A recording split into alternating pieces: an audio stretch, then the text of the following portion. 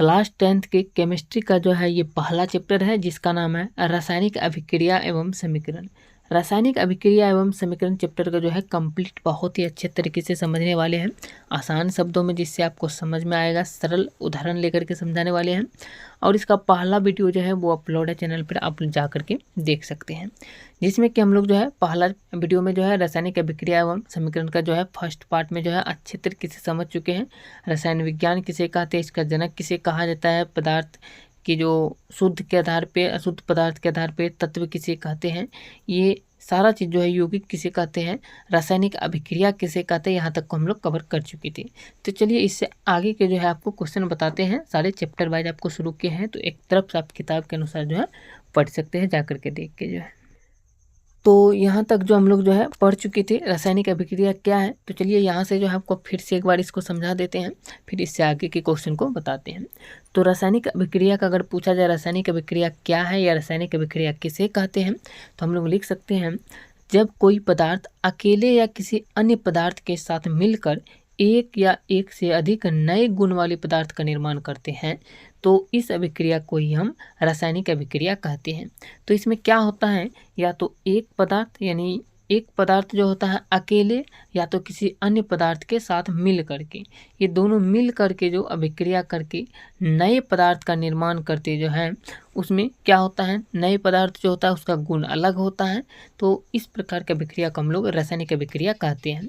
जैसे एग्जाम्पल के लिए देख सकते हैं, यहाँ पे है पहला एग्जाम्पल, हाइड्रोजन। हाइड्रोजन और ऑक्सीजन यदि अभिक्रिया करता है तो बनाता है H2O यानी जल बनाता है। तो यहाँ पे दो अलग अलग पदार्थ तत्व है और ये अभिक्रिया करके यहाँ पे एक नए पदार्थ का निर्माण किया। तो इस प्रकार से जो हम लोग बोल सकते हैं रासायनिक अभिक्रिया हुआ है। इसी तरीके से यहाँ पे एक एग्जाम्पल है, हाइड्रोजन और क्लोरीन जब अभिक्रिया किया है तो यहाँ पे 2HCl का निर्माण किया। तो इस प्रकार से रासायनिक अभिक्रिया यहाँ पर भी जो है हो गया। तो रासायनिक अभिक्रिया जब होती है कहीं पर भी तो वहाँ पर तीर का चिन्ह दिया जाता है, जिससे हम लोग जो है तो हम इसको अच्छे तरीके से समझ पाते हैं कि यहाँ पे रासायनिक अभिक्रिया है। रासायनिक अभिक्रिया को दर्शाने का नियम है, ये तीर के चिन्ह द्वारा उसको दर्शाया जाता है। तो अब इससे आगे जो है बताते हैं क्या क्या है। इसके बाद हम लोग समझ लेते हैं कि अभिकारक किसको कहते हैं, यानी रिएक्शन। रिएक्शन जिसको कहते हैं, अभिकारक क्या है, रिएक्शन। अब यहाँ पे अभिकारक को हम लोग बोल सकते हैं, रासायनिक अभिक्रिया में भाग लेने वाले पदार्थ को अभिकारक कहा जाता है।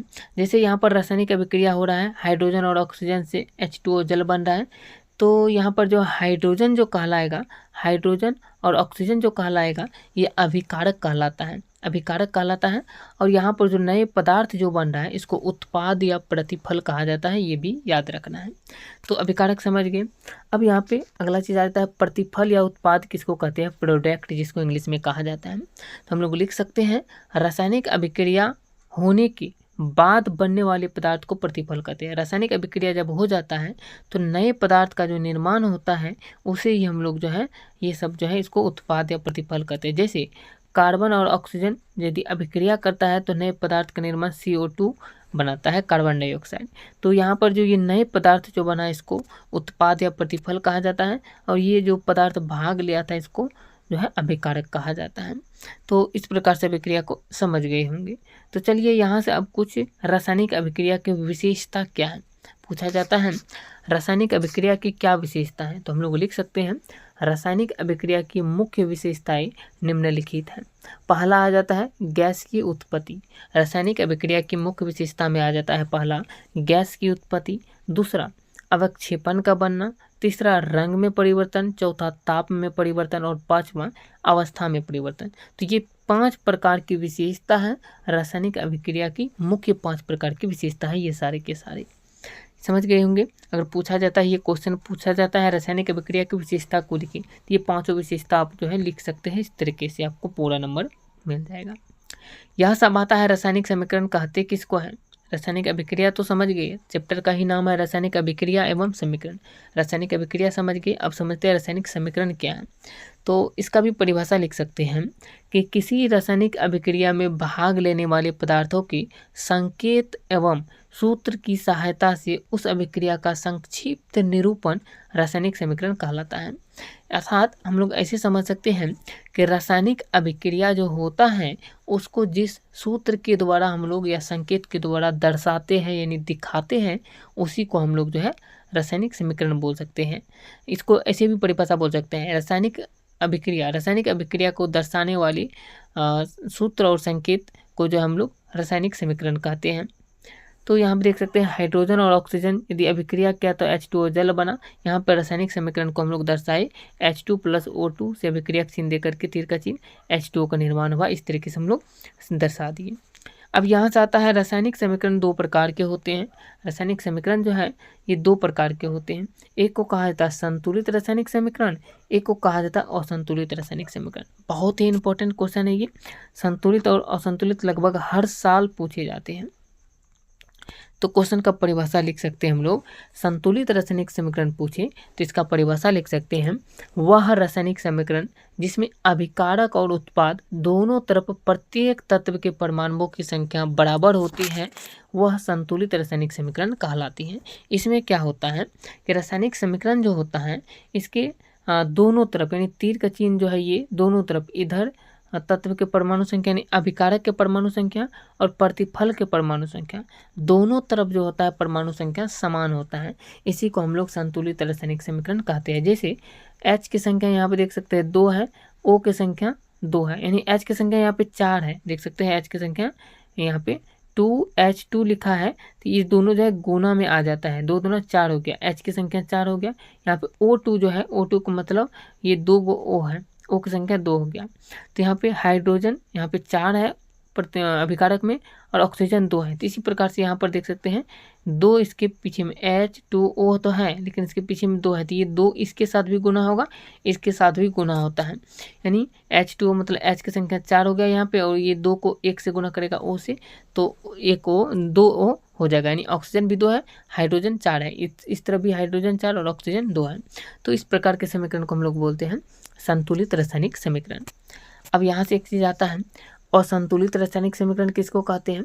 तो इसमें परमाणु संख्या दोनों तरफ बराबर नहीं होता है, तो बोल सकते हैं कि वह रासायनिक समीकरण जिसमें अभिकारक और उत्पाद दोनों तरफ तत्व के परमाणुओं की संख्या बराबर नहीं होती है, वह संतुलित रासायनिक समीकरण असंतुलित रासायनिक समीकरण कहलाती है। यहाँ पे संतुलित लिखा गया है लेकिन आपको यहाँ पे मिस्टेक को सही करना है, असंतुलित रासायनिक समीकरण कहलाती है, ये लिख देना। जैसे यहाँ पे 2Mg + O2 से विक्रिया करके MgO का निर्माण किया, तो यहाँ आप देख सकते हैं Mg की संख्या 2 है, O की संख्या 2 है, लेकिन यहाँ पे MgO सब एक ही है। तो इसलिए जो ये परमाणु संख्या दोनों तरफ बराबर नहीं है, जिसके कारण इसको हम लोग असंतुलित रासायनिक समीकरण कहते हैं। अब यहाँ से आ जाता है, देख सकते हैं एक क्वेश्चन कि रासायनिक समीकरण जो होता है इसको संतुलित करना क्यों आवश्यक है। संतुलित रासायनिक समीकरण क्या है और किसी भी रासायनिक समीकरण को संतुलित करना क्यों आवश्यक है। बहुत ही इंपॉर्टेंट क्वेश्चन है, देख सकते हैं बहुत बार ये क्वेश्चन पूछा गया क्वेश्चन 2014, 16, 22, 24 ये पूछा गया क्वेश्चन है लगभग हर साल। तो इसका परिभाषा लिख सकते हैं, वह रासायनिक समीकरण जिसमें अभिकारक और उत्पाद दोनों तरफ प्रत्येक तत्व के परमाणुओं की संख्या बराबर होती है, वह संतुलित रासायनिक समीकरण कहलाती है। अब इसको संतुलित करना क्यों आवश्यक है, चलिए इसको आगे और बताते हैं। इसी में लिखना है, इसी क्वेश्चन का आंसर में। एग्जाम्पल में ये लिख सकते हैं कि 2H2 + O2 से विक्रिया करके 2H2O का निर्माण किया। एग्जाम्पल में अब इसके बाद लिख सकते हैं कि क्यों इसको आवश्यक है संतुलित करना। तो द्रव्यमान संरक्षण के सिद्धांत का पालन कराने के लिए रासायनिक समीकरण को संतुलित करना आवश्यक होता है, क्योंकि इस सिद्धांत के अनुसार रासायनिक अभिक्रिया के बाद द्रव्यमान का न ही निर्माण होता है और न ही विनाश होता है, इसलिए इसको जो है संतुलित करना आवश्यक होता है। अगला क्वेश्चन है, देख सकते हैं द्रव्यमान संरक्षण का सिद्धांत क्या है, क्वेश्चन पूछा जाता है। तो लिख सकते हैं परिभाषा में कि इस सिद्धांत के अनुसार रासायनिक अभिक्रिया के बाद द्रव्यमान का न तो निर्माण होता है और न ही विनाश होता है, इसी को हम लोग द्रव्यमान संरक्षण का सिद्धांत कहते हैं। आगे क्वेश्चन पूछा जाता है, इसके बाद आएगा क्वेश्चन चैप्टर वाइज ही आपको बुक का दिखाया जा रहा है, आप लोग जाकर के देख सकते हैं बुक में, अगर बुक पास में है तो। क्वेश्चन पूछा जाता है रासायनिक समीकरण को कितने तरीके से संतुलित किया जाता है। तो इसका आंसर लिख सकते हैं रासायनिक समीकरण को प्रायः दो तरीके से संतुलित किया जाता है। दो तरीका से जो है रासायनिक समीकरण को संतुलित किया जाता है, जिसको हम लोग पहले कहते हैं अनुमान विधि या तीर तुका विधि द्वारा, दूसरा कहते हैं बीज गणितीय विधि द्वारा। तो यहाँ पर देख सकते हैं कुछ एग्जाम्पल दिया गया है। असंतुलित रासायनिक समीकरण है और इसको संतुलित करके दिखाया गया है।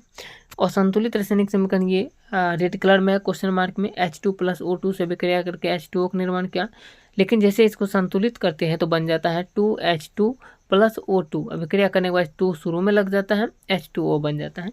इसको जो है गुना करने के बाद जो है यहाँ पे परमाणु संख्या बराबर हो जाता है।